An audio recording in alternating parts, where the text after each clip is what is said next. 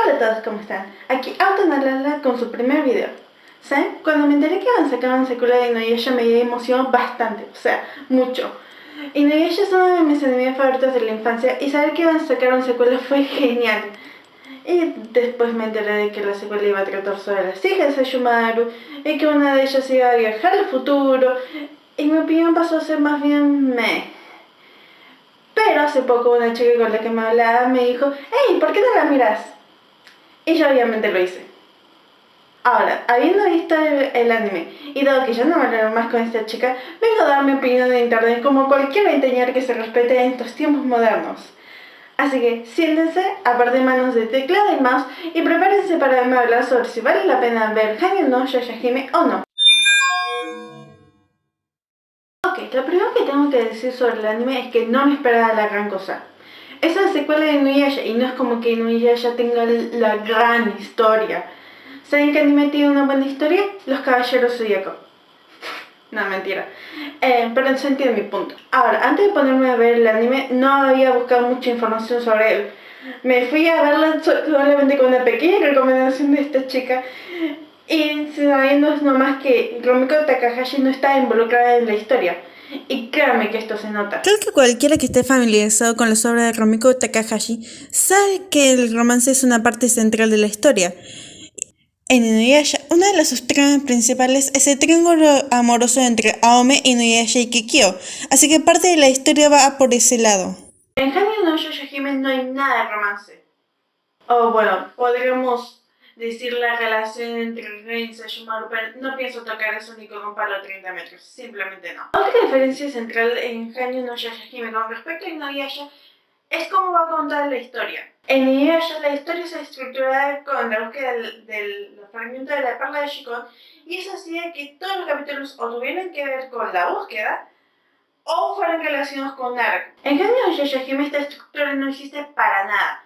Lo que sí pasa es que los capítulos en sí se pueden ver separados y excepto por ciertos capítulos puntuales no te perderías la gran cosa, es como existen por sí mismos. Otra cosa que pasa con Hanyou no Yoshihime es cómo comienza la historia. Porque, por ejemplo, el primer capítulo técnicamente es la continuación de lo que vimos en Inuyasha Kanketsugen. O sea, si no me equivoco, son 3 meses después de que Aomori volviera a la era feudal y ahí empieza la historia. Esto hace que el primer capítulo por sí mismo parezca que no tiene nada que ver con el resto del anime.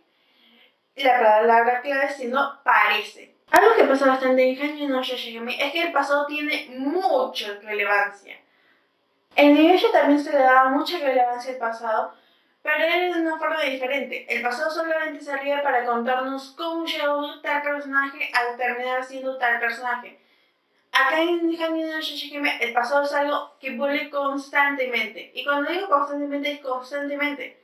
Esto significa toneladas de flashback. Y cuando digo toneladas, son toneladas. O sea, hay momentos en los que parece que es muy importante el flashback y eso sí, te lo voy a aceptar. Pero hay otros momentos como en el capítulo 16 en el que nos dan flashbacks gratuitos. O sea, podrías haberme contado la historia de mejor manera si me lo narraba. Si un personaje decía, esto es lo que pasó, y listo. Los flashbacks no deberían de ocupar 3/4 del capítulo si me vas a agarrar y me vas a costar, si me vas a contar parte importante de la trama de un personaje.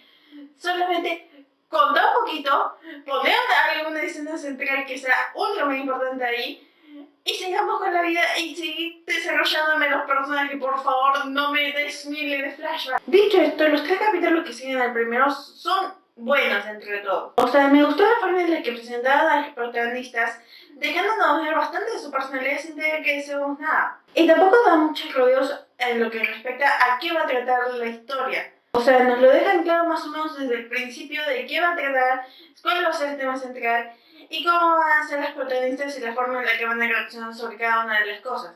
Y eso está bien, es perfecto. Pero a partir del 4.º capítulo, todo empieza a ir en picada. A ver, ya dije que la estructura de la serie es diferente a la de Inuyasha, ¿o no? Porque Inuyasha se basaba en la búsqueda de los fragmentos de la perla de Shikon. Acá no tiene que buscar los fragmentos de la perla y por lo tanto es un poco más caótico. Y acá voy a parecer bastante sesgada con respecto al anime original, pero es que justamente la estructura que tenían hacía que se desarrollara bien la historia que querían contar en cada capítulo. En Shishahime no pasa esto. En Shishahime a veces la historia va bastante lenta y otra vez va muy rápida, pero no que los momentos que deben estar o muy lenta o muy rápida, sino que directamente es caótico. O sea, hay momentos en los que el capítulo va muy lento y te decís, oh, ¿qué va a pasar? ¿Qué va a pasar? Y después todo se termina solucionando en un santiamén. Quiero que me entiendan esto. No estoy diciendo que se resuelva mágicamente o de una forma absurda, sino que es muy rápido. No tiene sentido. Si tengo que decir algo, creo que los guionistas no querían hacer muchos capítulos dobles, lo cual lo entiendo. Pero hay momentos en los que de verdad se necesitan capítulos dobles, porque una de dos. O la trama del episodio lo amerita, o es necesario para continuar con el arco del personaje, porque si no, me dejas a medias. Ahora, si nos basamos solamente en la trama de estos capítulos, yo diría que la trama de la historia es bastante meh. Pero los últimos capítulos, señores, parece como si todo el elenco de producción se hubiera reunido y hubiera dicho, ok, o nos ponemos las pilas o nadie va a querer ver la segunda temporada. Y esto se nota, más que nada en el desarrollo de los personajes, y especialmente en el caso de Towa. Y hablando de Towa, Bien, comencemos con Towa. Ella es la primera hija de Rin Sesshomaru. Al comienzo de la serie es enviada a la era actual de una forma un poco tirada de los pelos y termina siendo adoptada por el hermano de Aome, Sota. Debido a esto no se deja usar casi nada de sus poderes demoníacos y desarrolla un código moral que podríamos llamar estándar para una persona moderna, lo que hace que se sienta más humana. Desde que se reencuentra con Setsuna se marca una meta fija que es la que da lugar a la trama de la serie. Y también es probable que no te caiga muy bien al principio. o sea, me explico. No es como que el personaje esté diseñado para caerte mal o que directamente sea mal personaje, sino es que comparada con justamente cómo nos muestran a Setsuna y a Moroha, ella se ve un poquito básica. O sea, sí es la protagonista principal, sí es la que tiene la meta que hace que se mueva la trama, y sí sus poderes y su trasfondo es interesante, pero eso no quita que sea fácil dejarla de lado, porque al principio no es tan interesante. Si nos basamos en la estructura del trío dorado, podríamos decir que su rol en el equipo es ser el corazón. O sea, ella es el compás moral y la que lidia con las emociones. Ahora, esto no es algo malo. Por poner un ejemplo de un personaje que ocupa el mismo rol en su equipo, podríamos decir que Katara de la leyenda de Aang, lo cual no lo hace ni menos interesante que sus compañeros, ni tampoco hace que se limite solamente a ser el corazón. Lo importante con respecto al rol que tiene es cómo se le desarrolla, y con todo lo desarrollan bastante bien. O sea, el hecho de que ellos tengan el papel del corazón hace que sea más fácil para ella vincularse con otras personas, y no solamente me refiero a Concepción y Moroha, sino con todas. O sea, el hecho de que se interese por la historia de los demás es lo que hace que al fin y al cabo no sean personajes tan unilaterales en sí. Hace que desarrolle mejor su personalidad y su historia y no sea tan forzado, por así decirlo. Y además, el hecho de que ella tenga el rol del corazón tiene bastante sentido, no solamente con su historia y su personalidad, sino también con el desarrollo de sus poderes, porque sus poderes se basan más que nada en su deseo de proteger. ¿Podría haber sido hecho mejor? Obviamente podría haber sido hecho mejor, o sea, tenemos a Katara como ejemplo de vuelta. Setsuna es la segunda hija de Rin Sesshomaru y a diferencia de su hermana, ella se quedó en la era feudal, por lo que tiene mejor control de sus poderes demoníacos. En un obvio cliché sobre gemelos, ella es fría y tosca para contrarrestar la personalidad amable de su hermana. Es gracias a ella que Towa se pone la meta que da lugar a la trama con el anime. Con Setsuna me pasa algo interesante, o sea, me encanta como personaje, pero también me doy cuenta de que es la que tiene menos desarrollo durante esta temporada. Y esto no es algo malo de por sí, porque tiene que ver con su personalidad y su backstory. Aún así, esto también complica bastante el hecho de saber qué es lo que desea. Es la única de las tres que no tiene una meta clara durante toda la temporada. Es la única de las tres que no tiene una meta clara durante toda la temporada. Y la única razón por la cual parece involucrarse en las situaciones es porque o se ve arrastrada en ellas al principio o para evitar que Towa y Moroha mueran. Ahora, siguiendo la estructura del corazón, si tuviera que elegir su rol en el equipo, yo diría que es la mente, Pero no exactamente porque sea la más inteligente de todas, sino porque es la única que tiene sentido común. Creo que la única razón por la cual ni Towa ni Moroha se han muerto todavía es porque ella es la única que sabe más o menos que no se tiene que lanzar a lo loco en una batalla, ni tiene que meterse donde no debería. Algo que quisiera ver en el futuro sobre este personaje es que tuviera una meta para sí misma. No solamente que siguiera a Towa y a Moroha, sino que ella misma supiera lo que quiere hacer, incluso si se diferencia sobre lo que quiere hacer Towa. Moroha es la única hija de Inuyasha y Aome, y desgraciadamente no pudo ser creada por sus padres, aunque su personalidad es bastante similar a la de Inuyasha, solo que un poco más bromista. Este rasgo de su personalidad, sumado al hecho de que solo es un cuarto demonio, hace que sea muy, pero muy fácil subestimarla. Al principio puede parecer que Moroha está ahí para hacer el comic relief de la serie y ya está, porque también su meta es bastante superficial comparada con la de Towa al principio, pero mientras avanza la trama se le da más profundidad.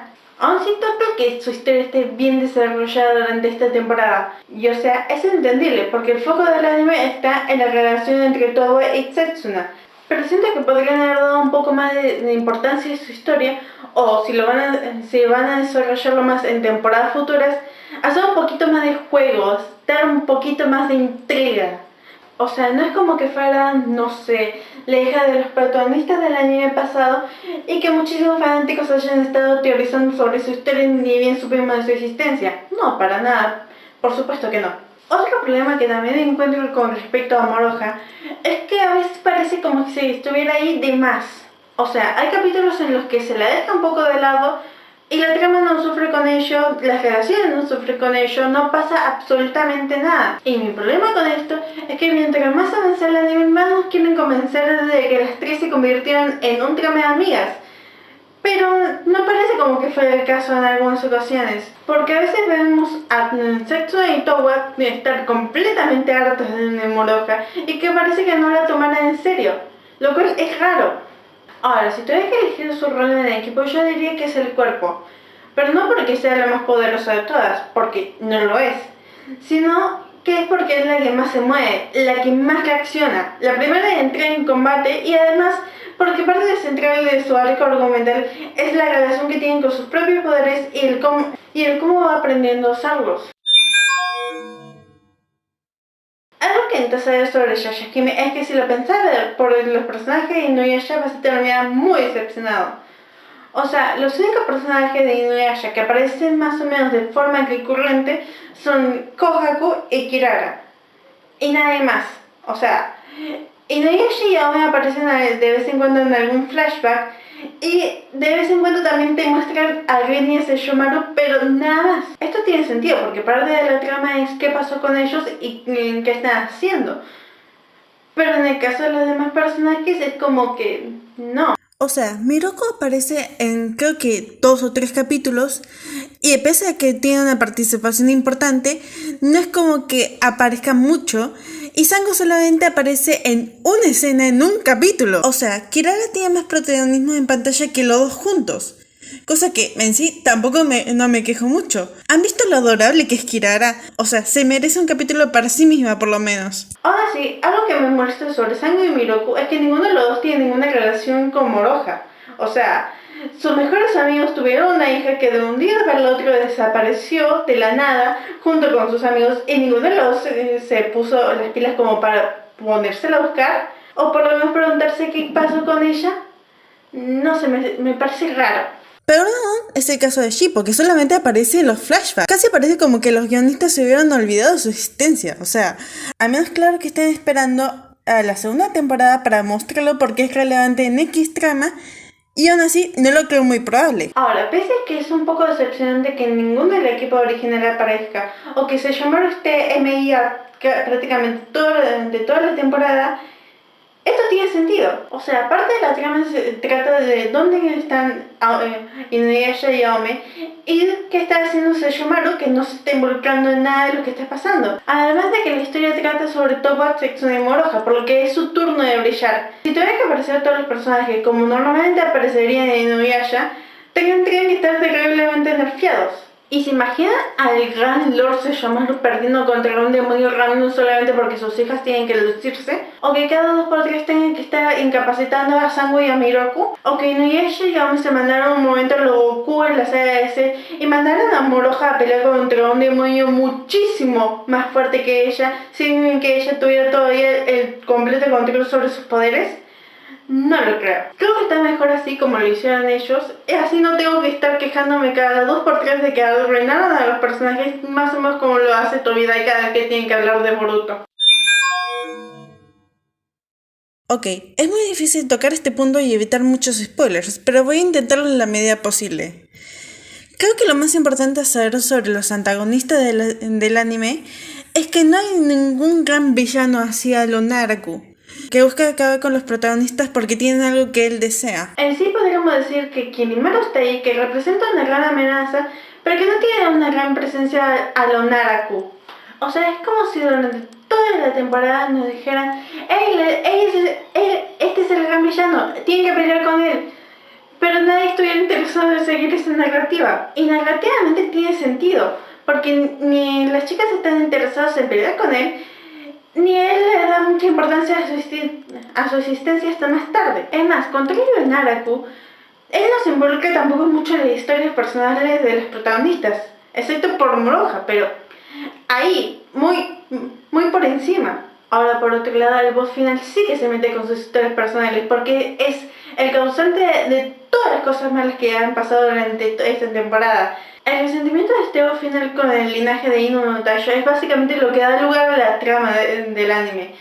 Y no puedo decirlo más porque si no entraría muchos spoilers, pero en serio. Lo último que tengo que decir sobre este punto es que estoy muy decepcionada con los esbirros de Kirimaru. O sea, voy a hacer algo malo y los voy a comparar con los de Naraku. E incluso Kan es más interesante que los esbirros de Kirimaru. O sea, imagínense esto, todas las extensiones de Naraku tenían una personalidad, un estilo, algo que hacía que fueran llamativos y que te acordaras de ellos. Los subordinados de Kirimaru no. O sea, el único que más o menos me llama un poco más la atención es este tipo, y ni siquiera me puedo acordar bien de su nombre. O sea, imagínense. Es simplemente decepcionante. Voy a ser sincera, hasta este momento creo que me he estado comportando como muy fanática de Inuyasha y le he estado tirando palos a Hanyu no Yashahime, a pesar de que en cierta forma la historia está presentable. O sea, no es ni lo mejor ni lo peor, es algo que podría ver tranquilamente para pasar un rato. Ahora, creo que mi mayor problema que tengo con el anime en sí es cómo se mueve la historia. O sea, creo que la razón por la cual la historia se mueve al ritmo que se mueve es porque sabían que iban a hacer una segunda temporada y porque sabían qué temas querían tocar en esa segunda temporada. Pero aún así siento que sufre bastante el desarrollo de los personajes y el desarrollo de la historia en sí, en la forma en la que se mueve en esta temporada. Siento que podrían haber hecho algo un poco más interesante con respecto a la historia de Moroha, o no sé, darle un poquito más de protagonismo a los planes que tenían los secuaces de Kirimaru, pero nada, o sea, decepcionante, un poco muy decepcionante. Por otro lado, el enfoque es dentro de todo bueno. O sea, creo que ya se habrán dado cuenta de que yo soy la clase de personas en la que le hubiera encantado que la secuela de Inuyasha hubiera tratado sobre justamente Inuyasha, Ome y su grupo, siguiendo con las aventuras, y por ahí hubieran tenido que aparecer las hijas de Sesshomaru y la hija de Inuyasha y Ome, pero no es el caso. Y eso está bien, porque esta historia no es tanto la secuela de Inuyasha.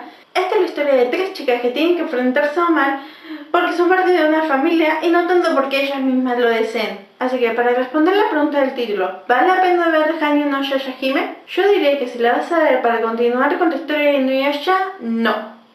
Ahora, si lo vas a ver como su propio anime, que tiene de casualidad los personajes de Inuyasha, pero que se compone de su propia historia, yo diría que ahí sí. Bien, eso ha sido todo por hoy. Dejen sus comentarios para saber si ustedes opinan lo mismo o si mi opinión hizo que definitivamente yo no quisiera ver más Hanyu no Yashahime.